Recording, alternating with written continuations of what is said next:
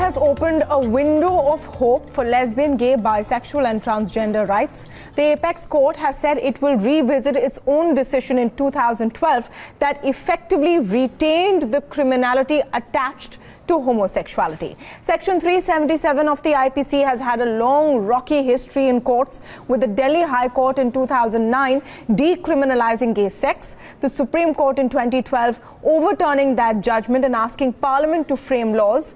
Now, lawmakers have said publicly that they are against criminalizing homosexuality, but have been reluctant to move on it. So finally, it has fallen to the courts to give LGBT citizens of India equal rights.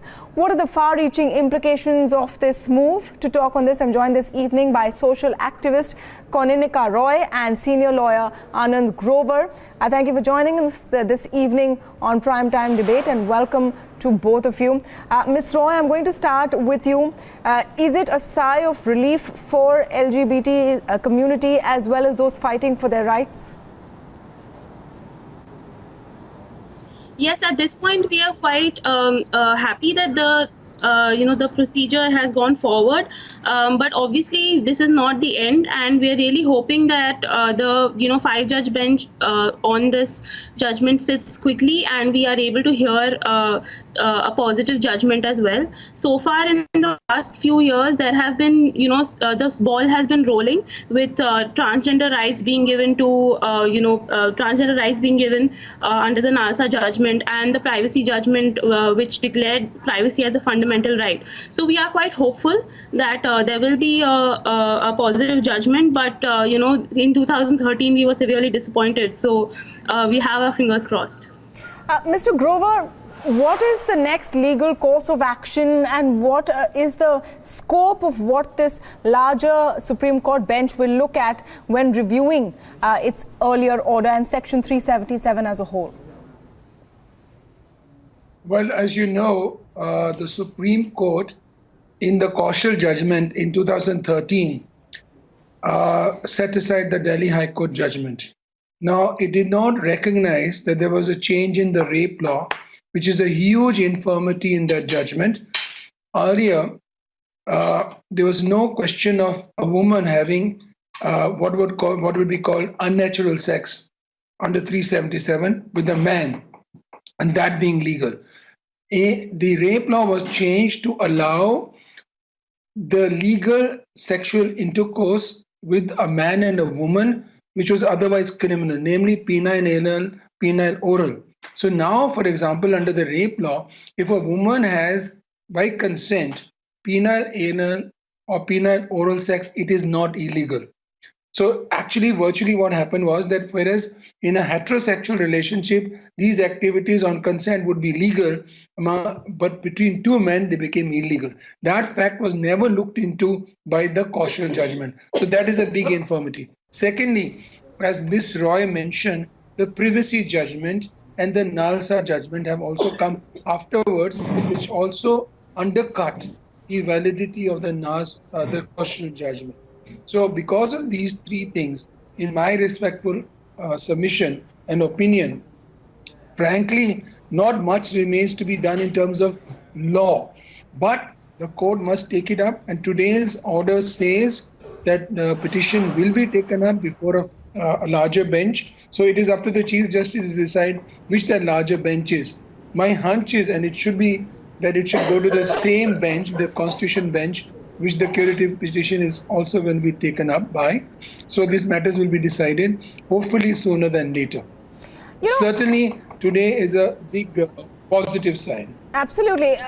We're talking about what this review will look at legally, but in a social narrative, perhaps the goalpost has shifted. And I just want to play out what BJP leader Subramanian Swamy said today, where a lot of people are no longer saying that criminalize gay sex, but they're saying that don't flaunt it in our face. I'll just play out that soundbite very quickly. In their privacy, what they do, nobody can invade.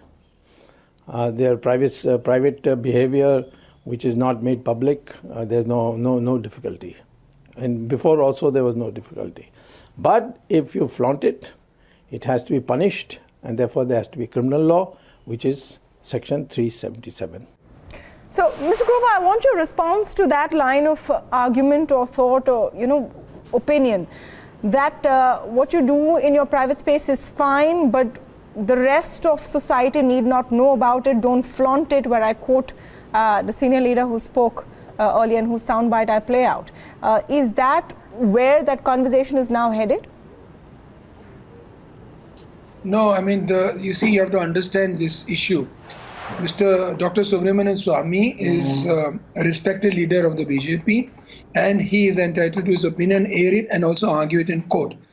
I think there is a need to understand this issue properly.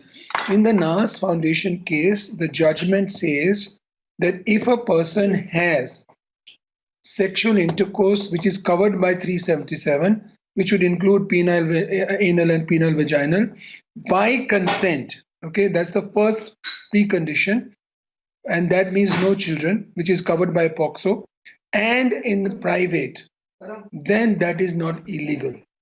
So really, there is no difference of opinion. But what is the meaning of flaunting it? That would be an issue. Nobody is going to have sex in public and say that is tolerated. Even if you have heterosexual sexual relations in public, it would amount to a criminal offense in terms of obscenity, probably. So that is not the real crux of the matter.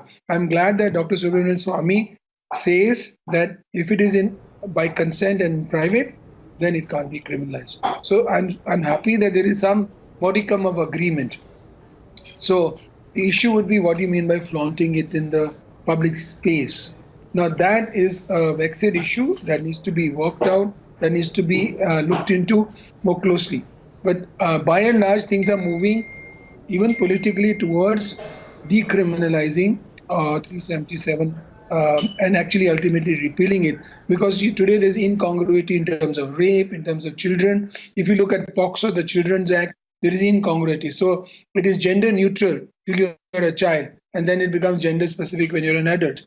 If you're a heterosexual, you have sexual intercourse, which is penile anal and penile oral with a woman with consent, it is not illegal. But if it is two men, so there's a huge amount of inconsistencies and contradictions in the law. So after 377 is declared, as we had asked in the Nas Foundation, unconstitutional, then it would be up to Parliament to actually amend the rape law and delete 377 so that everything can actually be worked out. Ms. Roy, I want your comment on the question I asked Mr. Grover about the question of flaunting it.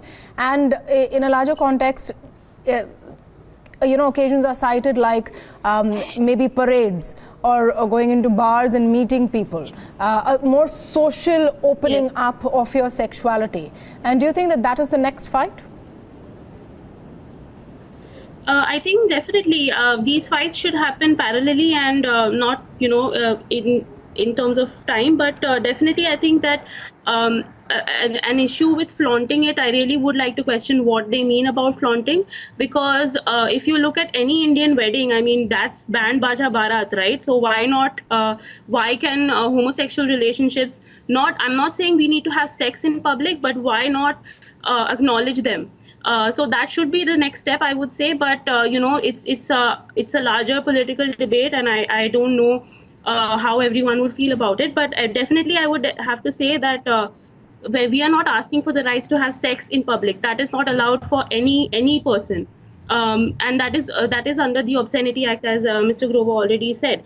But we are definitely asking for our rights. And if you're talking about pride parades, it is it is a way for people to assert their identity. So and I would really compare it to any wedding parade for that matter, because that is as loud and as garish as anything. Yeah. Well, a good start to 2018.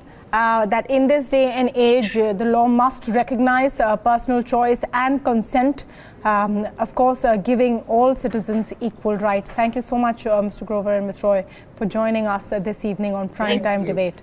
And just before we sign off, a few words from some of our viewers who have been watching the broadcast and their comments which have come in. Mayank Singh Sikarwar on Facebook says, journalists are not above the law. He's obviously talking about our first debate where we talk about Aadhaar and was there a case of shooting the messenger. Sudhanshu Shekhar, meanwhile, says that the journalist proved that it can be hacked. The intention wasn't evil, it was for the betterment of the common man. While Harpal Singh Sethi on Facebook says the department should have thanked her, but instead they are suing her. Do keep those comments coming in, and also your views on the show, the subjects that you would like to see debated right here on Primetime Debate. But for now, that's all the time we have.